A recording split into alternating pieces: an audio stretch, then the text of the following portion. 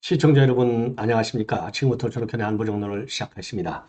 자, 이번 시간에는 말이죠. 우선 송영길이가 구속이 됐는데 매우 이상한 현상이 민주당 내에서 발생하고 있습니다. 아무런 말이 없어요.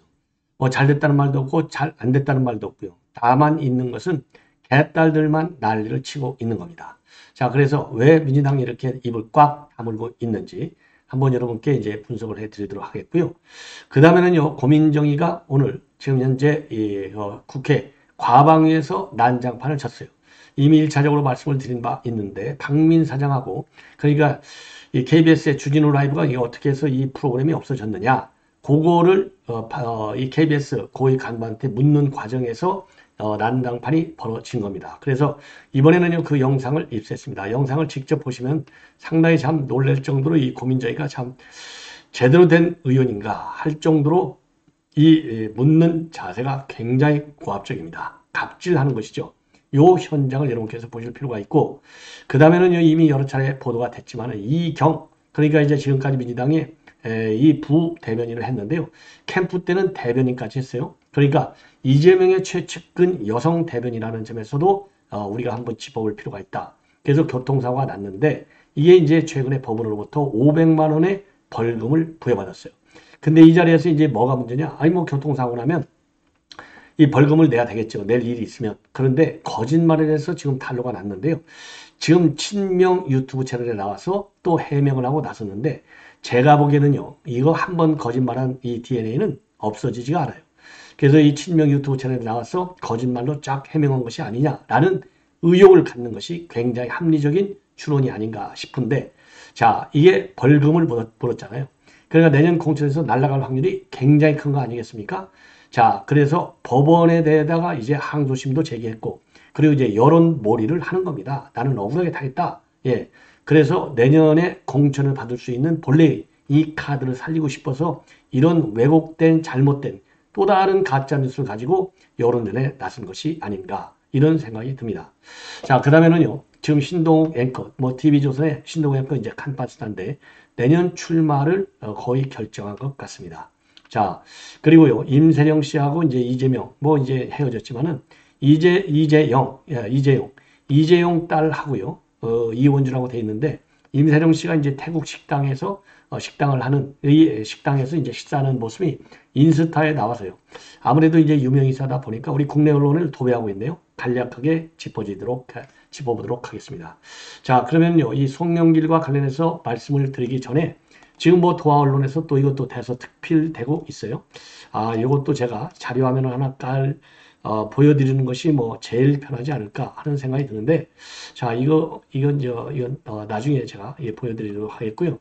자, 이 자료 화면은 바로 뭐냐, 이 송영길 관련은 요 김기현 관련 뉴스를 보여드린 다음에 여러분께 이제 말씀을 드리겠는데요. 화면이 조금 일찍 나왔습니다. 제가 조금 서투른 면이 아직도 있어요. 자, 그래서 지금 이제 김기현 대표의 이 페북에 말이죠.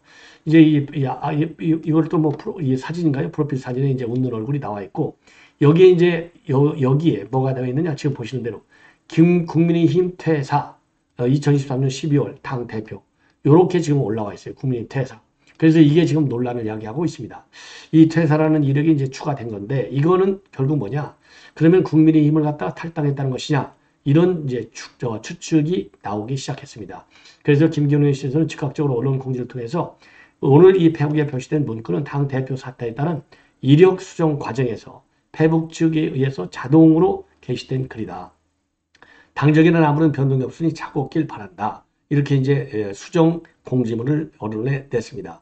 자, 그래서 지금 이 김기현 측에서는요, 이러한 이력에 대해서 당 대표직 사퇴를 반영하는 과정에서 원래 의도와는 다르게 국민의힘 퇴사로 잘못 표시됐다는 것이죠. 자, 그런데 지금 의원실에서 이거를 공지한 이후로 해당 이 페이스북 표시는 삭제가 됐습니다. 자, 그래서 지금까지도요, 지난 13일 날 당 대표직으로 사퇴했는데 아직도 아무런 반응이 없어요. 야, 이게 결국은 지금 뭐 사람이 일관성이 있어야 될 거 아니에요? 더구나 전직 대표였는데 이거 이제 이준석이하고 거의 비슷하게 가는 것 같아요. 이 정도가 되면 내년 총선을 걱정해야 되는 거 아니겠습니까? 그런 점에서 탈탈 털고 어떻게 됐든지 간에 지금 얼굴을 비친 적이 없잖아요. 그러면 이제 정도 일주일이 됐으면 국민 여러분 죄송합니다. 그래서 저간에 이 사정을 쭉 설명을 하고 내년 총선 승리를 위해서 열심히 우리 국민들이 도와주십시오. 이게 그냥 국민의힘 의원도 아니고 당 대표였어요. 바로 엊그제까지. 이게 원칙과 상식에 맞는 얘기가 아니냐. 지금 현재 윤석열 정부 특징이 뭡니까? 상식의 시대 아니겠어요? 자, 그래서 상당히 좀 유감스러운 국면이 지나치게 장기화되고 있다라는 지적을 하지 않을 수 없습니다. 자, 송영길과 관련해서는 우선 자료화면 몇 개를 보여드릴게요. 자, 자진출두쇼까지 당당히 벌였다가 지금 깜빵에 가게 됐고요. 그리고 자진출두에서 검찰에서 쇼 부릴 때 검찰청 앞에서 지지하는 시위대 지지자들의 시위도 있었어요. 그런데 유창훈이 가니까 마치 기각할 것 같이 김치국을 먼저 마셨다가 구속이 됐어요.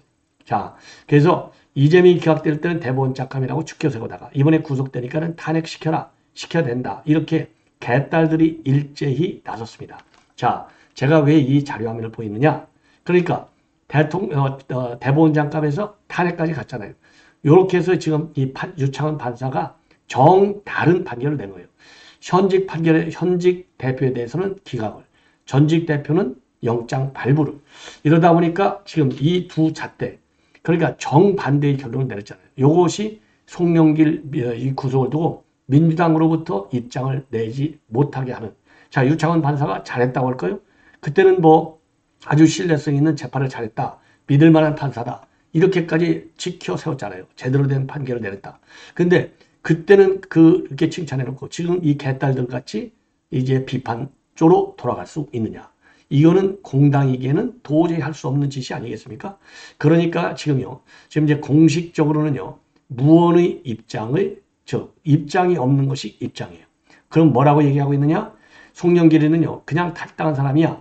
이렇게 지금 얘기하고 있어요. 송영길이는 이미 탈당한 송 대표는 지금은 탈당을 해서 개인의 몸이다. 민주당에서 공식 입장은 없다. 그리고 재판에 들어갈 텐데 좀 더 지켜봐야 할 사안이다. 이게 말이죠. 이묘경 원내대변인이 밝힌 유일한 입장이 되겠습니다. 요 얘기는 이제 결국 입장이 없는 것이죠. 그리고 20명 안팎에 지금 실명이 거론되고 있고 우선적으로 7명을 먼저 지금 이제 소환한다. 이렇게 돼 있거든요. 그러면 소환할 때는 그럼 뭐라고 또 입장을 낼 것이냐. 예. 자, 그래서 지금 전전긍긍하고 있는 상황이다. 그리고요, 지금 이제 이 송영길 86운동권의 대표 선수 아니겠습니까? 그러다 보니까 이번 돈봉투 사건이 결국은 86운동권 중심으로 되어 있는 민주당의 도덕성을 아주 어마어마하게 추락시킨 사건으로 기록이 된다는 것이죠. 더군다나 송영길이가 말이죠. 전당대회는 당내 잔치야. 무슨 중대범죄냐. 그리고 아직도 집 없는 정치인들과 무력이 그렇게 이제 무슨 중대범죄냐라고 하고 이렇게 나오니까 이제 같은 86 운동권이었던 김민석이는 무력이 적은 사람이고 아직도 집이 없는 정치인이다. 그리고 돈 봉투는 바깥 길가 수준의 돈에 불과해. 이렇게 또 정성은 별거 아닌 것으로 치부까지 했어요. 자, 이러다 보니까 지금 이 송영길이가 완전히 오갈 데가 없게 된 것이죠. 그리고 이 사건에 대해서는요, 이재명이는 딱 지난 4월 달에 최고위에서 고개 한번 숙인 것 이외에는 일체 반응이 없습니다. 그 이후로는요. 자, 그리고 친명의 안민석 정도가 당대표를 지내는 사람을 이렇게까지 탄압하고 꼭 구속까지 갈 사안이냐. 검찰공화의 한 단면을 보는 것 같다. 이렇게 비판하고 있고요. 검찰을 비판한 거죠. 김민석은 대한민국 최대가 되는 검찰 독재 중식이다. 자, 이렇게 해서 지금 반성 없이 오로지 검찰 탓만 하거나 아니면 내면적으로는 송영길을 후원하는 그런 입장을 보이고 있어요. 자, 이게 바로 민주당의 현 실체, 정체성을 보여주는 것이 아니냐. 예. 자, 그래서 아까 말씀드린 대로 한 번은 기각했다가 발부했다는 판사의 이런 정대처점에 쓴 결론. 그리고 이미 떠난 사람이라고 하는 데 대한 입장. 떠났기 때문에 할 얘기가 없다라는 얘기는요. 결국 버린다는 얘기지 않습니까? 버린다. 예. 자, 그래서 지금 이제 민주당의 이런 모습에 대해서 여론이 지금 분노가 폭발하고 있다. 그러다 보니까 윤재영 원내대표의 경우에는요. 586 운동권의 씁쓸한 윤리적 몰락을 목격한다. 부패한 꼰대 혹은 청렴의식은 없고 권력욕만 가득한 구태가 오늘의 그들의 자상이다. 이러한 입장을 내놓은 바 있습니다. 자, 이렇게 해서 일단 송영길이가 구속이 되니까 이제 송영길 신당도 떴다방으로 이제 관심을 가졌는데 물 건너갔고, 그리고 조국도 2심에서 징역 5년이 구형됐기 때문에 조국 신당파도 물 건너갔다. 그리고 지금 이제 박원석 전 정의당 의원은요, 조국 신당을 준비하던 팀은 이미 해체되었다. 이렇게까지 나오고 있습니다. 자, 그래서 이제 지금 전반적으로 보면은요, 우선 이제 본격적으로 이제 출소안이 있을 텐데, 이때부터 야당의 변화가 나오지 않겠느냐. 그래서요, 지금 현재 민당 내 분위기는요, 공식적으로는 입장이 없겠지만은, 지금 송영길 본인의 일탈 행위로 볼 수 있겠지만은, 전직 당 대표를 지낸 만큼 당 차원에서 책임 있는 대응이 있어야 아니냐. 이런 얘기도 나오고 있고, 당 지도부가 자제, 쇄신 전략을 짜야 될 것이 아닌가. 그리고 또 어떤 의견이 나오느냐. 내년 총선을 이기려면 혁신보다는 반성하고 성찰하는 모습을 보여줄 필요가 있지 않느냐. 이런 반성문이 개별적으로 나오고 있다고 그래요. 그리고 김종민 의원 같은 경우는 민주당으로서는 상당히 지금 난감한 상황인데, 특히 이번에 영장 전담 판사가 이 대표 때는 기각시켰던 판사고, 이걸 정치 판결하고 우리가 공격할 수도 없는 그런 상황이다. 자, 이렇게 해서 지금 민주당 내부가 아주 착잡한 분위기로 들어가 있습니다. 그래서 결국은 도덕성에 큰 상처가 났고, 이것이 앞으로 많은 논란을 더 야기시킬 것이고, 그리고 이 송영길 구속에 인해서 86세대의 퇴진 압박도 더 커질 수밖에 없는 그런 상황이 아니냐. 그래서 이거는 결국 사필 규정이다. 이렇게 결론을 낼 수 있을 것 같아요.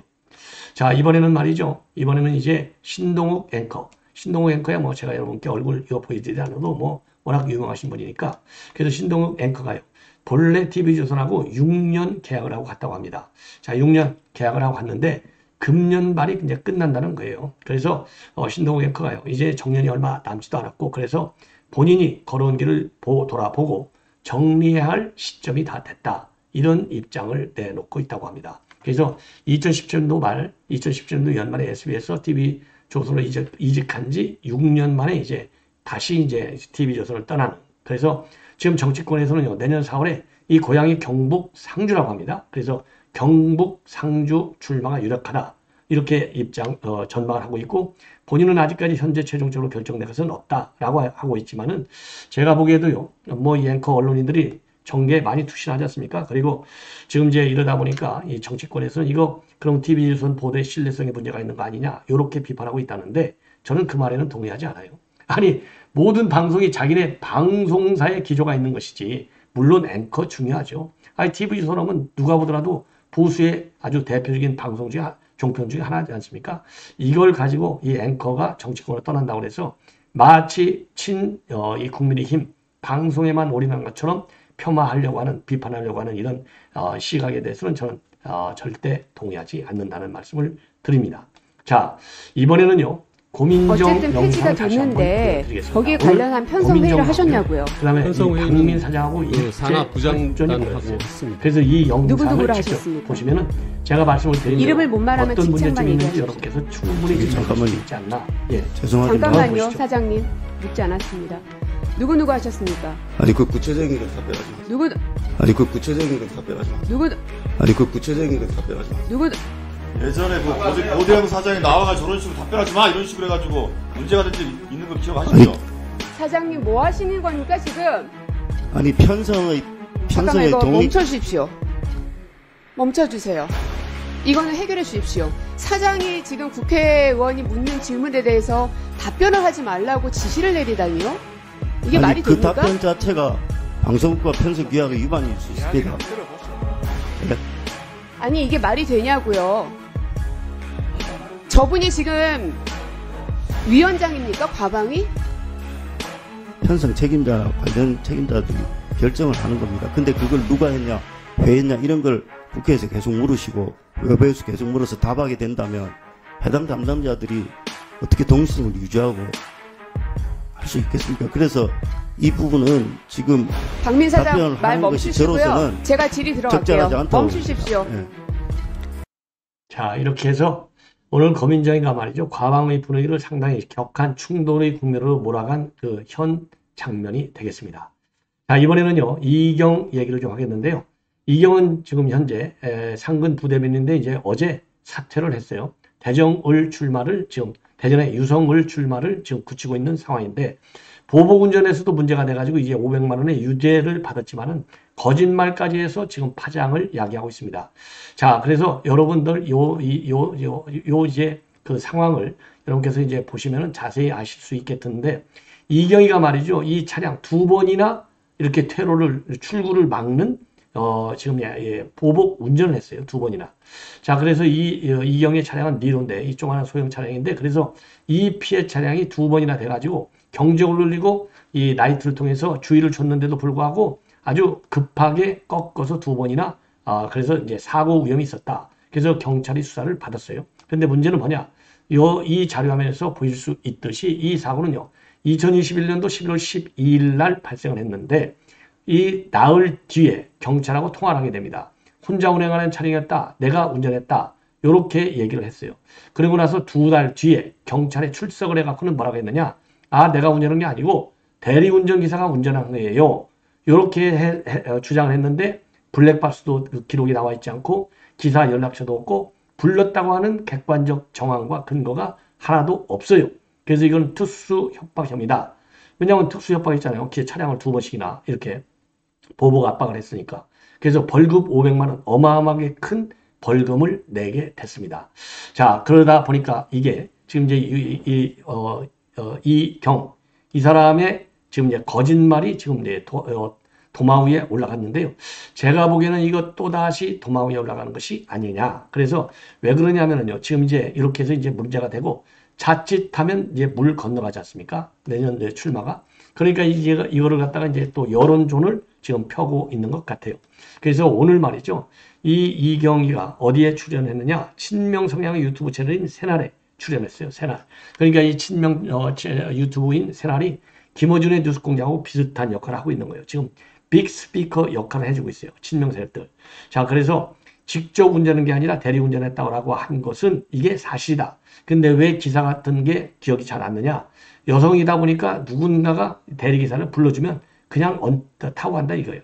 야, 이거 김영란법 위반인지도 모르겠어요. 왜냐면은 김영란법 위반일 가능성도 상당히 많아요. 아니, 밥 3만 원 값 넘어도 김영란법 위반인데 대리기사 한 번 부르면 보통 한 10만 원은 넘지 않습니까? 한밤중 밤 10시가 넘었는데 자, 그래서 요거는요, 누가 이거 김영란법 위반으로 좀 고발을 했으면 좋지 않을까 하는 생각이 들어요. 왜? 정치인의 거짓말, 특히 이재명 계열 정치인들의 아주 뻔뻔스러운 거짓말 뿌리를 뽑아야 될 것 아닌가 이런 생각이 들어요. 자, 그러면은 왜 대리운전 직접 운전한 게 아니고 대리운전했다고 하느냐? 이재명 대표에게 그 당시에는 악영향을 끼칠까 봐서 대리기사를 적극 수소문하지 못했다. 이렇게 얘기를 했습니다. 예, 직접 운전한 게 아니다. 그리고 이재명 대표에게 악영향을 미칠까 봐서 대리기사를 적극 수소문하지 못했다. 자, 그러니까 이제 대리기사 한 건 맞는데 악영향을 끼칠까 봐서 지금 못 찾고 있다는 것입니다. 자, 그래서 그러면서요. 대리운전을 했다고 진술한 것에 대해서는 보통 여성 대변인한테는 누군지 모르는 사람이 대리를 불러준다. 아니, 이게 말이나 돼요? 아니, 밥 같이 먹고 술 같이 먹었으니까 대리 불러주는 거 아니겠어요? 근데 누군지 모르는 사람이 돼. 이것도 수상해. 그리고 저는 술 한 잔도 안 하고 전소의 대변인일 때 수입이 제로인 반백수라고 돈 내고 대리를 안 부른다. 대부분 불러주면 묻어간다. 그러니까 술을 먹지는 않았는데 피곤하기 때문에 다른 사람이 대리기사를 불러주면 그냥 타고 간다는 얘기잖아요. 본인이 직접 부르지 않았기 때문에 관련 자료 제출이 어려웠다. 이런 취지로 지금 논리를 전개하고 있어요. 근데 여기서 문제가 뭐냐? 누군가 불러주는데 그날 밥을 먹었든 술을 먹었든 간에 그 일행들이 있을 거 아니에요. 그 일행들한테 물어보면 누가 대리기사를 불렀는지 이게 불과 2년도 안 되는 2년 딱 2년 됐잖아요. 2021년도 11월이니까. 이거를 여러 명이 있는데 기억이 하나도 안 난다? 이게 말이나 되는 겁니까? 거짓말한다고 볼 수밖에 없고 블랙박스를 왜 제출하지 않았냐? 그랬더니요. 이것도 또 거짓말의 가능성이 많아요. 아니, 운전을 한두 달 하는 것도 아니고 저도 중간에 운전다가 알았는데 블랙박스 메모리 카드에 사건 영상이 다 지워졌다는 거예요. 왜 그러냐? 본인은 메모리 카드에 기간이 있다는 것도 몰랐고 블랙박스 기간이 짧다는 것도 몰랐는데 더 억울한 것은 이제 경찰 핑계를 대요. 경찰에 수차례 제가 뭘 준비하는지 물어봤는데 그냥 와서 진술하면 된다는 답변만 하더라. 그래서 몇 달 뒤 갔더니 메모리 카드 빼는 방법을 알려줬고 그때 가서 확인해 보니까 영상은 다 그 당시 영상은 지워졌고 아무것도 없더라. 그리고 대리기사가 누군지 파악을 못한 이유는 당시에 이재명 캠프 대변인이었기 때문에 개인적인 일이 퍼지면 악영향을 미칠까 봐서 적극적으로 파악하지 못했다. 열심히 한번 찾아봤는데 다들 했던 얘기가 오늘 점심 누구랑 먹었는지도 기억 안 난다 라고 하더라. 그게 기억 안 나서 같이 밥 먹은 사람들도 기억 안 난대. 아니 같이 밥 먹은 사람들이 여러 명일 텐데 어떻게 하나같이 다 기억이 안 나냐. 그러면 그렇게 기억력도 없는 사람들이 어떻게 대변인하고 대변인이 할 수 있냐 이 말이에요. 대변인을 하나서부터 열까지 다 껴야 될 거 아니겠어요? 이것도 거짓말일 가능성이 많다. 그리고 1차 조사에서 직접 운전했다고 말한 것은 경찰로부터 전화가 와서 평소 니로 차를 누가 운전하고 물으니까 제가 운전하고 했을 뿐이다. 그러니까 평소 운전하는 게 나라고 얘기했지 그날 밤에 운전한 게 나라고 얘기한 것이 아니다. 그게 경찰이 말을 잘못 이해했다. 이런 뜻이나 마찬가지예요. 자, 이게 그러니까 자신의 명의 차라서 자기가 통상 운전하듯이 운전했다고 할 뿐이지 그날 그 당시에 직접 운전했다는 뜻은 아니다. 요렇게 이것도 거짓말이죠. 교묘합니다. 자, 이렇게 해서 오히려 제가 보기에는요. 이 거짓말 1탄. 이거 법원한테 딱 들렸잖아요.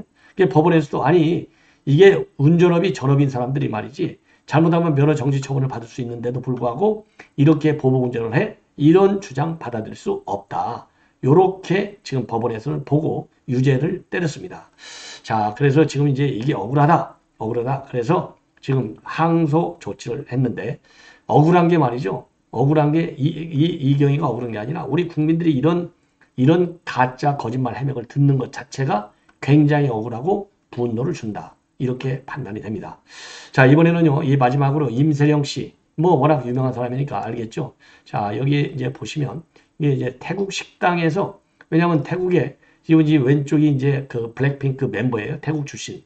자, 요 노란 점선이 이제 하나는 임세령 씨고 하나는 임세령 씨 딸. 그러니까 이제 이재용 삼성전자 회장의 딸이죠. 이렇게 해서 태국의 미셸린 식당에서 밥을 먹었는데 이것이 이제 도하 언론에 대서특필되고 있어요. 아무래도 뭐 유명인사가 이렇게 하다 보니까 그래서 딸 이름은 이원주입니다. 그래서 이제 18일 날 오늘 19일이니까 바로 어제 이 내용이요. 그 식당 이름이 태국에 있는 미셸 식당 이름이 제파이라고 그래요. 이 셰프가 제파인데 그래서 제파이 식당에서 식당하는 이 밥을 먹는 내용이 인스타그램의 K-팝 그룹의 블랙핑크 태국 출신 멤버 리사가 이거를 올렸다고 합니다. 그러면서 이게 쫙 알려졌어요. 자, 그런데 이 해당 식사 자리는요. 제파이가 7년 연속 미셸린 스타를 획득한 것을 축하하는 자리였다고 합니다. 그래서 요게 지금 과거에도요. 임세령하고 이원주 모녀는 이전에도 여러 행사장에서 블랙핑크 멤버들하고 함께 있는 모습이 수시로 많이 공개가 됐다고 하고요. 이번 제파이 식당은요. 2018년도에 이 방콕 대로변에 있는 식당인데 미셸린 원스타를 받으면서 주목받기 시작을 했고 그리고 2019년도에 넷플릭스 시리즈의 길 위의 셰프들 방콕 편에 등장해서 세계적으로 알려졌는데요. 어마어마한 식당이네요. 이 알리바바 창업주인 마원, 그다음에 애플팀 쿡, 애플 최고 경영자, 그리고 할리우드 배우 러셀 크로우 이런 사람들이 방문할 정도로 유명한 식당이라고 합니다. 자, 그래서 요거를 여러분께 참고적으로 보내드렸고 그리고 이거는요. 작년도에 파리에서 있었던 샤넬 패션 쇼에 임세령 씨하고 딸 이원주가 이렇게 패션쇼 관람하는 모습이 되겠습니다. 자, 요것도 내내 그 쇼가 되겠어요. 요는 이제 정사진이 아까 동영상이죠. 그리고 이제 최근에는요. 이건 이제 작년인데 정의선 현대차 회장 딸이 결혼할 때 이재용 회장이 딸 이원자하고 하객으로 가는 모습이 이제 언론에 포착이 돼서 보도된 바 있습니다. 참 안타깝습니다. 여러 가지로. 예. 자, 이렇게 해서 본 방송은 모두 마치겠습니다. 대단히 고맙습니다.